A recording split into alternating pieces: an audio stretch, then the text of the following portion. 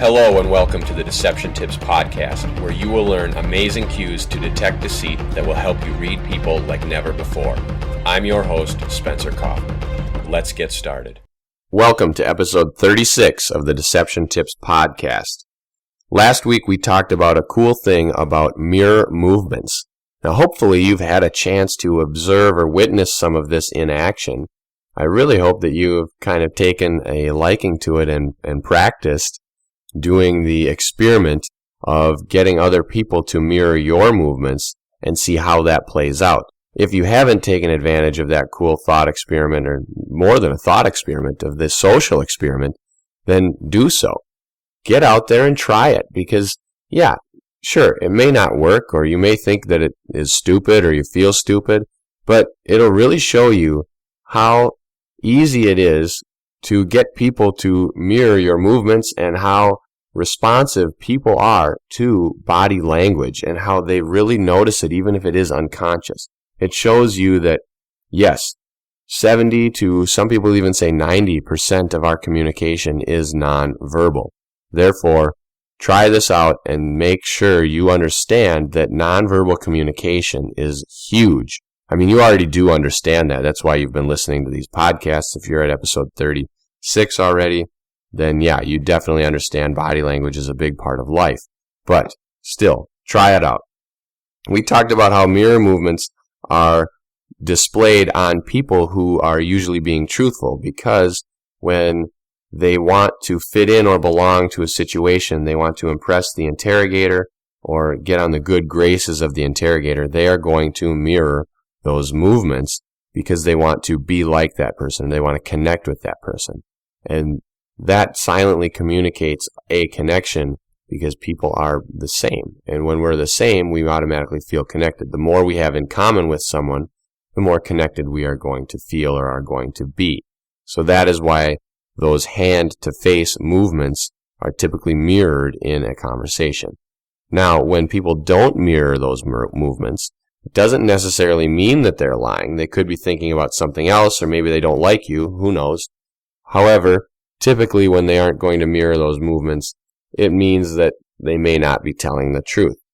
Now, this goes even further than lying and deceptive behaviors. As we've talked about, the social experiments you can do, this could go off into larger arenas of actually getting people to copy your entire behaviors or mannerisms.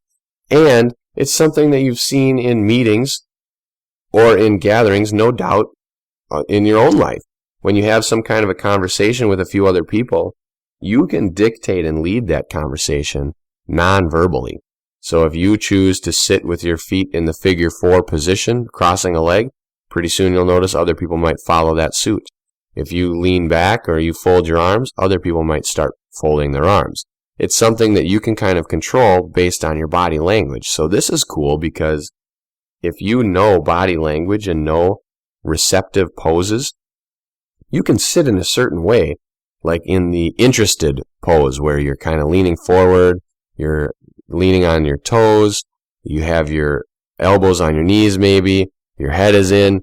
You can sit like that, and then if other people around you sit like that, now you know that they're engaged. Or if you're thinking that this meeting is pointless and you want other people to side with you, fold your arms, lean back, turn towards the exit. Pretty soon, other people might follow suit. Now they all think the meeting is pointless as well.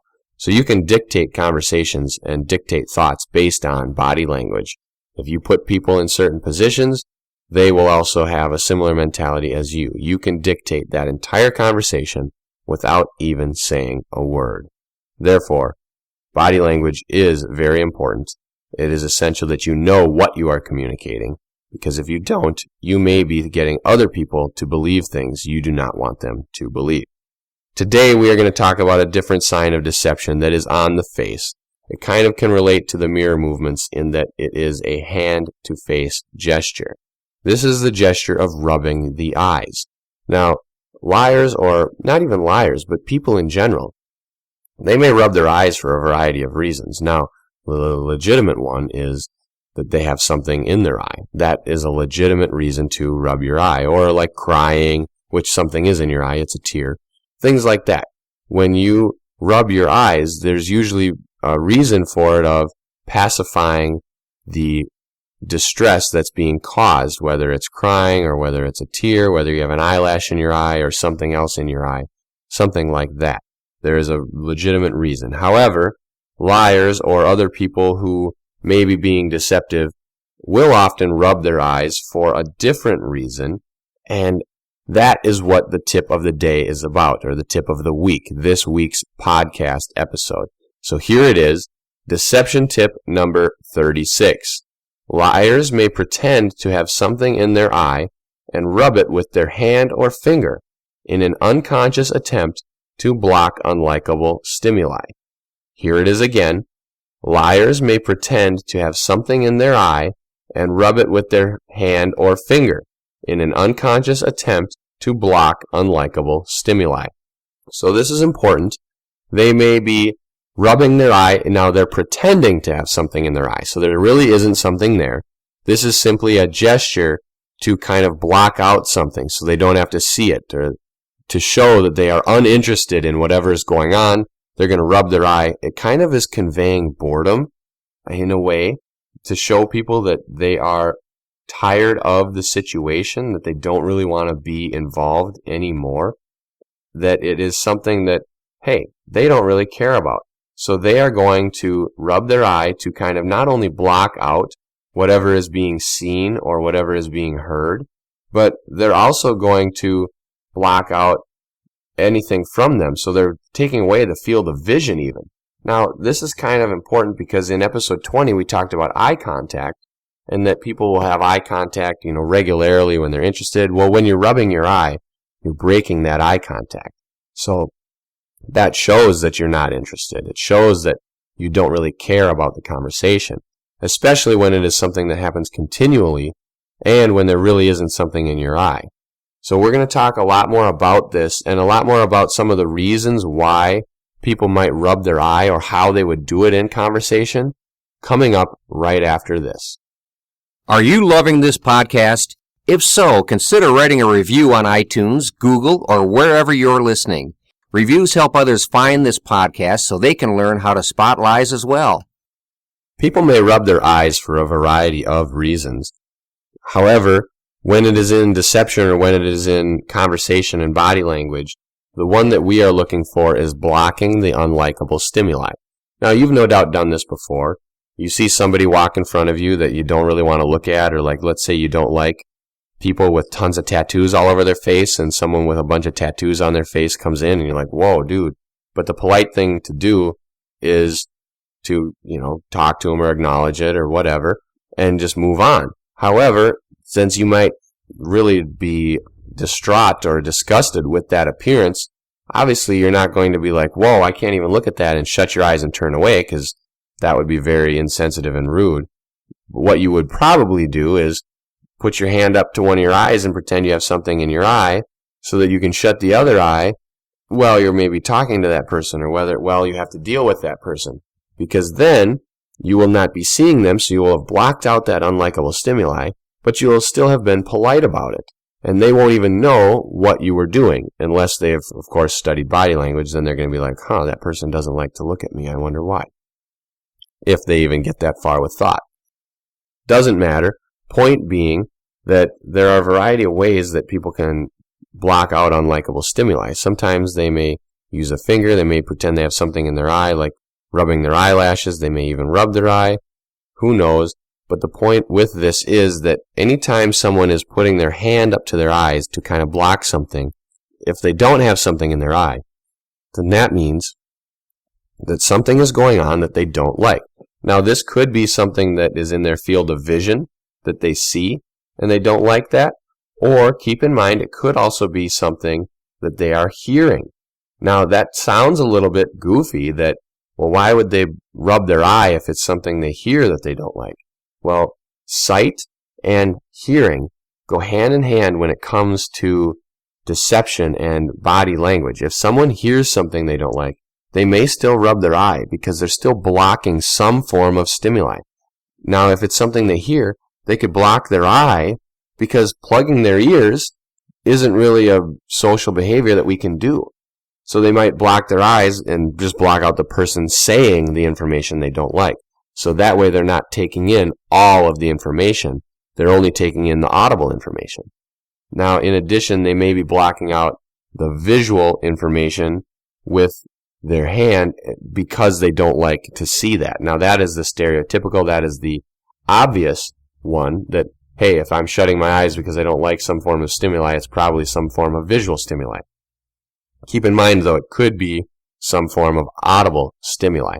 This is why, once you see that, the first thing you maybe want to do is say, come from a voice of concern.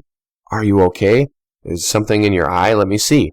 And if they're like, no, I'm good, or yeah, okay, and then they let you look and continue, then you'll know, oh, something really was in their eye.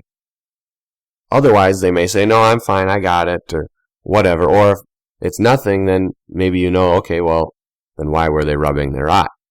So that gives you the opportunity to kind of poke and prod for further signs of deception, because this one is not a telltale 100% slam dunk, they don't like whatever they're seeing or hearing. This is one that you can kind of prod a little further on. Hey, are you all right? Let me see, is something in your eye? And see what they say or what they do, and based on that you can continue. And you can also see if there are any other signs of deception around that, any other hand-to-face gestures, any other forms of blocking out the unlikable stimuli, whether it's audible or visual, and you can determine where it comes from. So if they continually do it, then your next step is to find out, well, what's in their field of vision? Is there something they may not like? Or, well, what was I saying? Is there something I said they don't like? Or is there something else that they're hearing that they don't like? Is there a child screaming? Is there an annoying beeping noise going on? It could be anything. It may not even be you. It may not be what you're saying. It could be that there's some kind of white noise in the background that has bothered them since day one of their life, and they're hearing it, and now they're like, this is just too much for me right now, and that's what they're blocking out. It might not even be what you're saying. They could be very interested in what you're saying. So this is why you need to take into consideration all of the factors around the environment. Consider all the variables. If you see something, now this is in any sign of deception, if you see any type of blocking the external stimuli gestures, then you will want to definitely consider everything around. What's going on around me? What are they seeing in their field of vision? What am I hearing? Because if I'm hearing things, they might be hearing it. Also, what might they be hearing and paying attention to that I don't even hear? I may tune it out. Or maybe they hear different frequencies than you do because you have some hearing damage. There could be a variety of things. Keep in mind all of those things, and that is why it is essential for you, before making any conclusion about whether or not that person is being deceptive, you need to look for other signs. So you see one sign of deception or one potential sign of deception, then you can kind of prod your way a little further and see if there are other signs of deception relating to certain topics. Then you'll know that it was a deceptive behavior and not something else, or not just something that they heard a beeping noise that they don't like, so they're blocking that out instead of something that is important or something that you are trying to convey to them. Therefore, I know I say this a lot, guys, but really, look for patterns and clusters of behavior. If it wasn't important, I wouldn't continually say it. In addition, if it wasn't important, there wouldn't be 101 podcast episodes on detecting deception. There wouldn't be 101 blog posts. There wouldn't be 101 deception tips videos. There wouldn't be books that I've written on it. If it wasn't important, I would not be dedicating all of this time to give you guys all of this information so that you can learn how to read people and detect deception. Therefore, it is important, so continue to learn about it, watch for those patterns and clusters of behavior, and share it with other people.